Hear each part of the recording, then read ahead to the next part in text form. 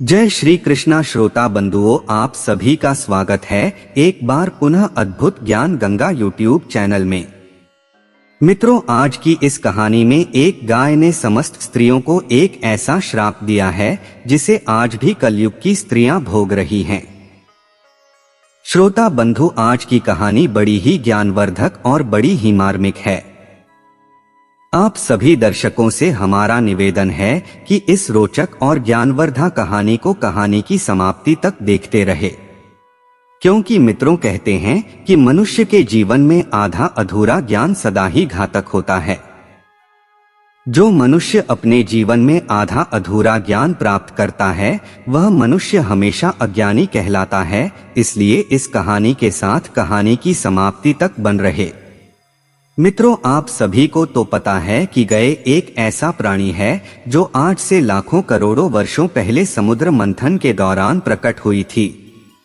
मित्रों, गई माता का जन्म इस धरती पर मनुष्यों के कल्याण के लिए हुआ है, परंतु आज इस कहानी में गाय माता ने स्त्रियों को एक ऐसा श्राप दिया है जिस श्राप को कलयुग की सारी स्त्रियां आज भी भूख रही हैं।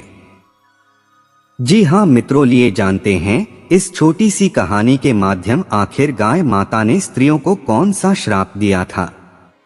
परंतु मित्रों, अभी तक यदि आपने अद्भुत ज्ञान गंगा यूट्यूब चैनल को सब्सक्राइब नहीं किया तो चैनल को सब्सक्राइब अवश्य कर ले, क्योंकि आप लोगों का एक सब्सक्राइब हमारे लिए काफी मायने रखता है। आप लोगों के एक सब्सक्राइब करने से हमारा मनोबल बढ़ता है और हम इसी तरह रोज ज्ञानवर्धक और रोचक कहानियां लाने का प्रयास करते हैं। तो मित्रों, लिए आप सभी का ज्यादा समय बर्बाद ना करते हुए इस रोचक और ज्ञानवर्धक कहानी को शुरू करते हैं।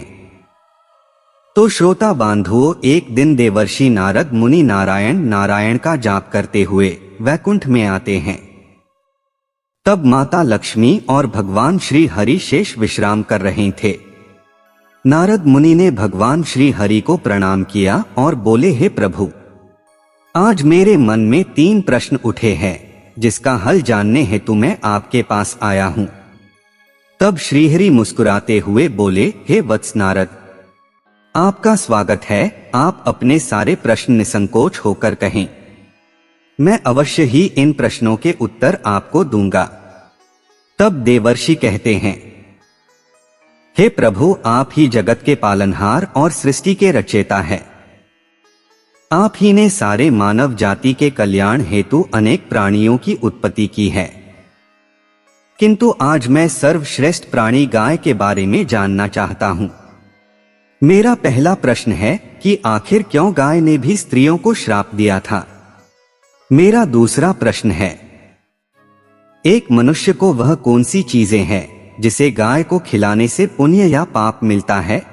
और मेरा तीसरा प्रश्न है, गाय एक पवित्र प्राणी होने के बावजूद क्यों उसे झूठा अन्न खाना पड़ता है। मित्रों, भगवान श्री हरि मुस्कुराते हुए बोले, हे मुनीश्वर, आपने समस्त मानव कल्याण हेतु अत्यंत महत्वपूर्ण प्रश्न किए हैं।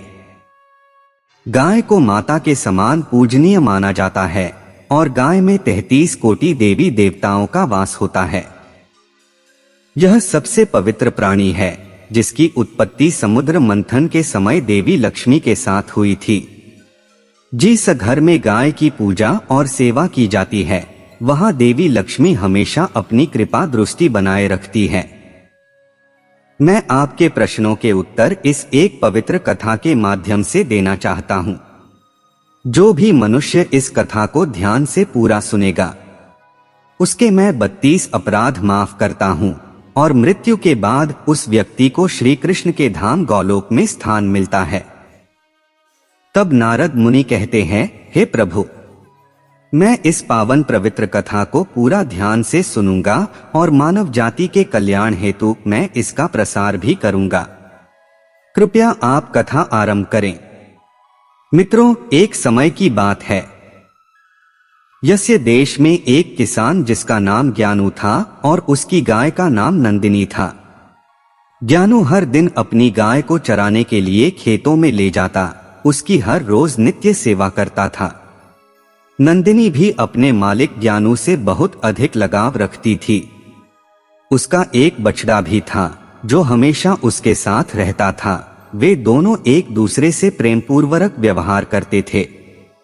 इसी तरह कई सालों तक ज्ञानू अपनी गाय नंदिनी की सेवा करता था और नंदिनी भी उसे बहुत सारा दूध देकर ज्ञानू और उसके परिवार का पोषण करती थी। ज्ञानू गाय के दूध को बेचकर अपने परिवार का पोषण करता था।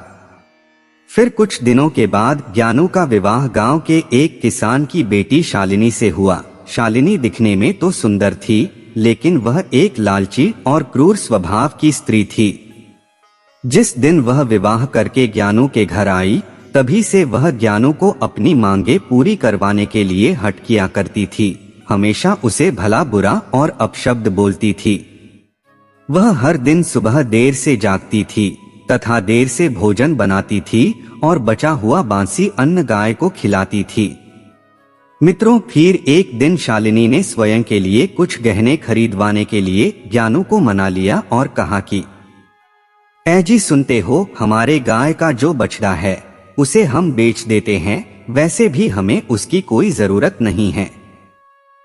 तब ज्ञानू ने मना किया तो वह ज्ञानू के साथ जोर से झगड़ने लगी। बेचारा ज्ञानू उसकी जिद के आगे हताश होकर उसने ना चाहते हुए भी गाय के बछड़े को बेच दिया। इस कारण से नंदिनी गाय और ज्ञानू दोनों बहुत दुखी होकर एक दूसरे को ताकते ही रह गए। मित्रों, फिर कुछ दिन बीतने के बाद ज्ञानू की गाय ने दूध देना बंद कर दिया तो शालिनी ने उसे घर से बाहर निकाल दिया और घर न आने के लिए बहुत से अपशब्दों का प्रयोग किया। मित्रों, गाय एक बेजुबान प्राणी अवश्य है, किंतु वह मनुष्यों के हाव भावों को अच्छी तरह से समझती है और वह वहां से चली गई। नंदिनी अपना जीवन गांव के पास वाले जंगल में व्यतीत करने लगी। जब कुछ दिन बीतने के बाद गाय गर्भवती हो गई और वह अपना जीवन उसी जंगल में रहकर जीने लगी। मित्रों, कुछ महीने बीतने के बाद ज्ञानू की गाय नंदिनी ने यह सोचा कि जब मुझे बच्चा हो जाएगा तो ज्ञानू और उसकी पत्नी शालिनी शायद फिर से मुझे अपने घर वापस ले जाएंगे। इसलिए उसने दूसरे बछड़े को ज्ञानू के खेत में जाकर जन्म दिया। अगले दिन शालिनी जब खेत में आई तो उसने देखा कि नंदिनी गाय ने उन्हीं के खेत में एक बछड़े को जन्म दिया है।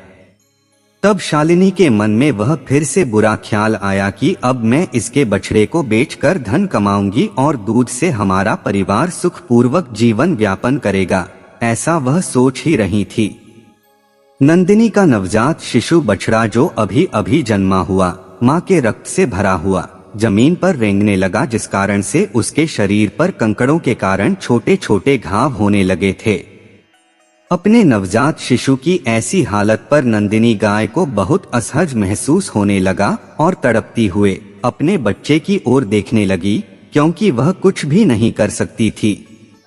लेकिन जब उसने शालिनी को उसकी ओर आते हुए देखा तो उसे करुण पुकार लगाते हुए कहा, हे देवी, कृपा करें और मेरे नवजात शिशु को इस पीड़ा से मुक्त करें। इसके नाजुक शरीर को जमीन पर पड़े हुए कंकड़ चुभने के कारण उसे यातनाएं हो रही हैं। जब शालिनी ने गाय के बछड़े की ओर देखा तो वह अत्यंत दुर्गंध युक्त रक्त में पड़ा रेंगता हुआ अपनी मां की तरफ बढ़ रहा था। तब शालिनी को उस गाय के शिशु की ऐसी हालत देखकर उसे उस पर दया आने के वजह घिन आने लगी और उसने गाय के बच्चे को ना उठाते हुए कहा, भला मैं तुम्हारे ऐसे गंदे बछड़े को क्यों छू लूं? मित्रों, वह गाय शालिनी से बहुत याचना करने लगी, रोते हुए, गिड़गिड़ाते हुए, हृदय के अंतर मन से उससे विनती करने लगी, किंतु शालिनी के क्रूर स्वभाव के कारण उसने गाय के बछड़े को छुआ तक नहीं और वह वहां से दूर चली गई। गाय बार बार उसे विनती करती रही, किंतु शालिनी ने उसकी बातों पर ध्यान नहीं दिया। तब गाय ने भगवान को प्रार्थना करते हुए गुहार लगाई और कहने लगी, हे प्रभु, आप क्यों मेरे निर्दोष निष्पाप बछड़े को ऐसी प्राण घातक सजा दे रहे हैं? आखिर हम प्राणियों ने कौन सा महापाप किया है जिस कारण से हमें अपने बच्चों को ऐसा तड़पते हुआ देखना पड़ता है? गाय की ऐसी करुण पुकार सुनकर स्वयं श्री कृष्ण वहां पर पधारे और उन्होंने गाय सहित समस्त प्राणियों को आशीर्वाद दिया कि उनके बच्चे जन्म लेने बाद तुरंत ही चलने लगेंगे, जिस कारण से वे उनके स्वयं के मां के आसपास रह सकेंगे। मित्रों, श्री कृष्ण आशीर्वाद देकर वहां से अंतर्ध्यान हो गए, किंतु थोड़ी देर बाद जब शालिनी वापस उस गाय के पास उसे देखने के लिए आई तो उसे उसकी आंखों पर विश्वास नहीं हुआ। तो शालिनी ने गाय के बच्चे को हल्का सा धक्का देकर जमीन पर गिरा दिया। जब गाय ने शालिनी की ये घिनौनी हरकत को देख उसे बड़ा ही क्रोध आया और उसने समस्त संसार, देवी देवताओं, अग्नि, वायु, आकाश, जल और वृक्षों को साक्षी मानते हुए शालिनी को श्राप दिया और कहा, हे दुष्ट स्त्री, आज तुमने अपनी क्रूरता की सभी हदें पार कर दी है। मैं आज समस्त संसार को साक्षी मानते हुए तुम्हें और समस्त मानव जाति को ये श्राप देती हूँ कि जब भी तुम्हारा बच्चा पैदा होगा तो उसे चलने के लिए सहारे की जरूरत पड़ेगी और तुम्हारे बच्चों को चलने के लिए 1 वर्ष तक का समय लगेगा। मित्रों, भगवान श्री हरि कहते हैं, हे नारद, आपके पहले प्रश्न का उत्तर, इसी नंदिनी गाय के श्राप के कारण आज मनुष्य के बच्चों को चलने के लिए सहारे की जरूरत पड़ती है और ठीक से चलने के लिए मनुष्य शिशु को 1 वर्ष तक का समय लगता है। सतयुग में मनुष्य के बच्चे जन्म लेने के तुरंत बाद ही चलते थे। हे नारद, जब शालिनी अपने घर संध्या समय वापस आ रही थी तभी इस गाय के श्राप के कारण तूफान वर्षा होने लगी और तेज बिजलियां गरजने लगी। तब तेज वर्षा के कारण शालिनी एक पेड़ के नीचे सहारे के लिए रुक गई थी, किंतु नियति के खेल ने उसी पेड़ पर बिजली गिरा दी। उसी कारण से शालिनी की मृत्यु हो गई। मित्रों, शालिनी की आत्मा को लेकर यमदूत उसे धर्मराज के दरबार में उपस्थित हो गए और चित्रगुप्त ने उस स्त्री का लेखा जोखा देखा। तब वे सभी हैरान हो गए। यमराज ने शालिनी के गुनाहों को जानना चाहा तो चित्रगुप्त बोले, महाराज, इस स्त्री ने अपने पति का कभी आदर नहीं किया है, हमेशा देर से उठना और निर्वस्त्र स्नान करना, तथा इस स्त्री ने अपने पूरे जीवन में कभी भी पूजा पाठ नहीं किया है। इसके पापों को गिनाते हुए हमें आज का पूरा दिन लग जाएगा। इसने सबसे बड़ा महापाप तो यह किया है कि गाय को हर रोज झूठा, बासी और सड़ा हुआ अन्न खिलाया है जो कीड़े और वर्मी भी ना खा सकें। साथ ही एक गाय के नवजात शिशु की मदद तक नहीं की है।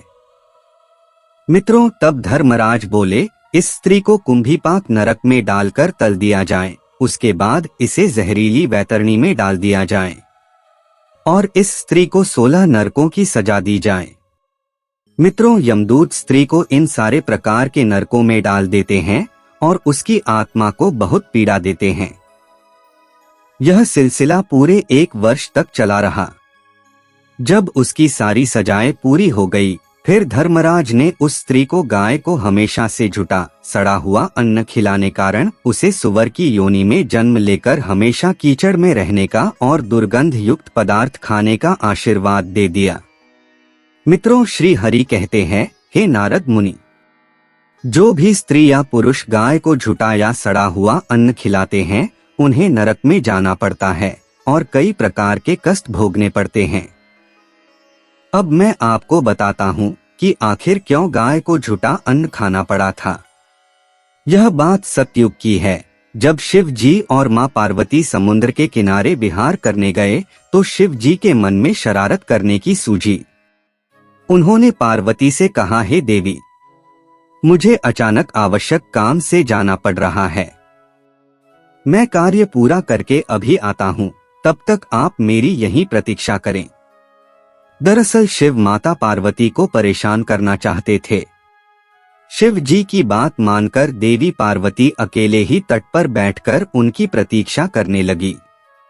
इसी तरह शाम हो गई और उस दिन तीज की तिथि थी। जब रात तक शिव जी ना लौटे तो माता पार्वती ने तट पर ही रेत के शिवलिंग का निर्माण किया और आसपास उपलब्ध पूजन सामग्री से रात भर शिव जी का निर्जला निराहार व्रत संपूर्ण किया।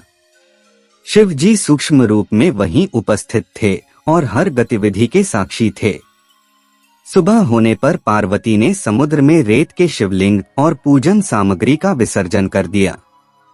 इसके थोड़ी ही देर बाद शिव जी प्रकट हो गए और बोलने लगे कि देवी पार्वती, आपने कल 30 की तिथि पर मेरी पूजा नहीं की।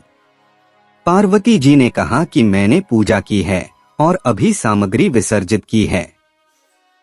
शिव जी अभी भी पार्वती के साथ और ठिठोली करना चाहते थे। उन्होंने कहा कि पार्वती, मुझे तो पूजा का कोई चिन्ह दिखाई नहीं दे रहा है।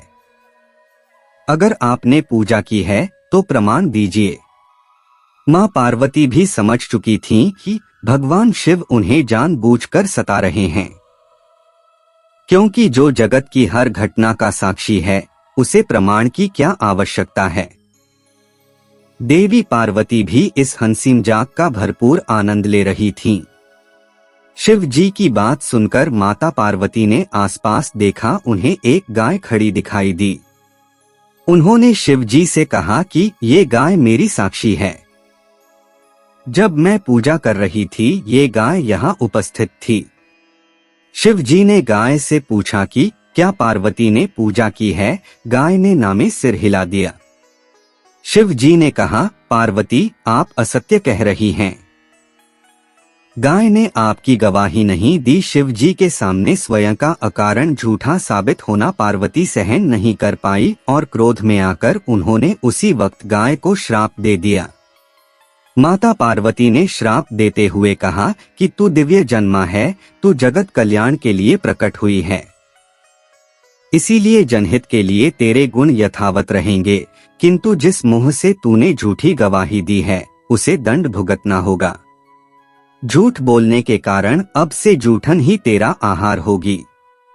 इस तरह झूठ बोलने से गौमाता क्रोध की भागी बनी और आज तक उनकी संतति अच्छा भोजन प्राप्त होने के बावजूद भी जूठन खाने के लिए बाध्य हैं। मित्रों, अब मैं आपको गाय के विषय में महत्वपूर्ण जानकारी देता हूँ। अक्सर मनुष्य गाय से पुण्य पाने के लिए कई प्रकार के व्रत पूजा पाठ करते हैं, किंतु उन्हें एक गाय को ये कुछ चीजें भूलकर भी नहीं खिलानी चाहिए। द्वार पर आई गौमाता को कभी भी बिना रोटी खिलाए जाने ना दे। गौमाता को रोटी और ताजी हरी घास खिलानी चाहिए। यूं भी हम हर दिन पहली रोटी गौमाता की बनाते ही है, इसलिए हमेशा उस रोटी को प्यार से गौमाता को खिला दें। गौमाता को रोटी खिलाने से हमें बहुत पुण्य मिलता है। गौमाता को कभी भी बासी और सड़ा गला खाना नहीं खिलाना चाहिए।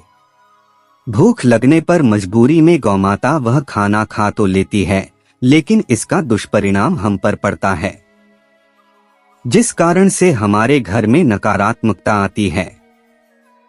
गौमाता यह एक शाकाहारी पशु होती है, इसलिए कभी भी गौमाता को जबरदस्ती मांसाहार खिलाने की कोशिश भी नहीं करनी चाहिए। ऐसा करना महापाप के समान होता है। हमारी कुंडली में दोष है, जिसके कारण हमें लगातार परेशानियों का सामना करना पड़ रहा है, तो हम गौमाता को रोटी खिलाते समय कुछ उपाय कर सकते हैं। जैसे यदि कुंडली में चंद्र दोष है तो आप रोटी पर सफेद मक्खन, नमक या घी लगाकर गौमाता को खिलाएं। यदि कुंडली में शनि दोष है तो रोटी बनाते समय आटे में थोड़े से काले तिल मिलाकर आटा गूंधें और इस आटे की ताजी रोटी बनाकर शनिवार या अमावस्या के दिन गौमाता को खिलाएं। इसी तरह मंगल या गुरु दोष हो तो रोटी के ऊपर हल्दी लगाकर गौमाता को खिलाएं। ये उपाय करने पर हम इन सभी दोषों के दुष्प्रभाव से काफी हद तक अपना बचाव कर सकते हैं। गौमाता को प्रतिदिन रोटी और घास खिलाने से लाभ होता है और पितृदोष से भी मुक्ति मिलती है। इसी तरह कुंडली में यदि शनि की 7.5 या महादशा है तो हर शनिवार को और अमावस्या को काले रंग की गाय को घास या रोटी खिलाएं और उसकी पूजा करें। इससे शनि दोष कम होता है। गौमूत्र यानी कि गाय का मूत्र बहुत ही उपयोगी, पवित्र और स्वास्थ्य की दृष्टि से अत्यंत हितकारी होता है। आध्यात्मिक दृष्टि से तो गौमूत्र का महत्व है ही, साथ ही वैज्ञानिक और स्वास्थ्य की दृष्टि से भी गौमूत्र के बहुत से लाभ बताए गए हैं। गौमूत्र में बहुत से खनिज पदार्थ और स्वास्थ्यवर्धक तत्व होते हैं जो हमारे शरीर की शुद्धि करते हैं और बहुत से रोगों से भी बचाते हैं। साथ ही गौमूत्र छिड़कने से वातावरण में शुद्धता और पवित्रता व्याप्त हो जाती है। इसीलिए हमारे शास्त्रों में शरीर को निरोगी रखने के लिए प्रतिदिन गौमूत्र का सेवन करने तथा घर में गौमूत्र छिड़कने के लिए कहा गया है। गाय के दूध, दही, घी, गोबर और गौमूत्र से बनने वाले मिश्रण को पंचगव्य कहते हैं। पंचगव्य को पापनाशक कहा जाता है और हमारे हिंदुओं की एक धार्मिक विधि प्रायश्चित करने में उपयोग किया जाता है। पंचगव्य को बनाने वाली सभी वस्तुएं अत्यंत उपयोगी होती हैं, जो स्वास्थ्य के लिए लाभदायक तो है ही, साथ ही औषधीय गुणों से भी भरपूर है। मित्रों, मैंने आपके सारे प्रश्नों के उत्तर दिए हैं। तब नारद मुनि कहते हैं, हे प्रभु, मैं धन्य हो गया। आपने मुझे दिव्य ज्ञान से मेरी सारी शंकाओं को दूर किया है। मैं इस दिव्य ज्ञान का प्रसार समस्त मानव जाति के कल्याण हेतु अवश्य करूंगा। तो दर्शक बंधुओं, यह ज्ञानवर्धक कहानी आप सभी श्रोताओं को कैसी लगी कमेंट बॉक्स में जरूर बताइएगा। दोस्तों, आप सभी श्रोताओं से निवेदन है कि इस छोटी सी कहानी को आप भी अपने मित्रों और रिश्तेदारों तक शेयर करके उन सभी तक इस ज्ञानवर्धक कहानी को अवश्य पहुंचाएं। मित्रों, इस कहानी से हमें यह सीख मिलती है, हमें चाहे कैसी भी परिस्थिति हो लेकिन हर बेसहारा जानवरों की मदद अवश्य करनी चाहिए, क्योंकि भगवान श्री कृष्ण ने कहा कि जैसा करोगे वैसा ही भरोगे। इसलिए हर मनुष्य को अपने जीवन में अच्छे और पुण्य का काम करना चाहिए।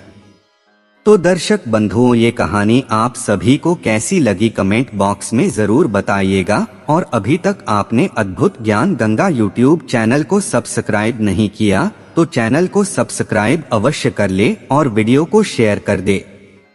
दोस्तों, पुनः मिलते हैं अगली ज्ञानवर्धक कहानी और ज्ञानवर्धक चर्चा के साथ। तब तक आप सभी मित्रों का बहुत बहुत धन्यवाद। जय श्री कृष्ण।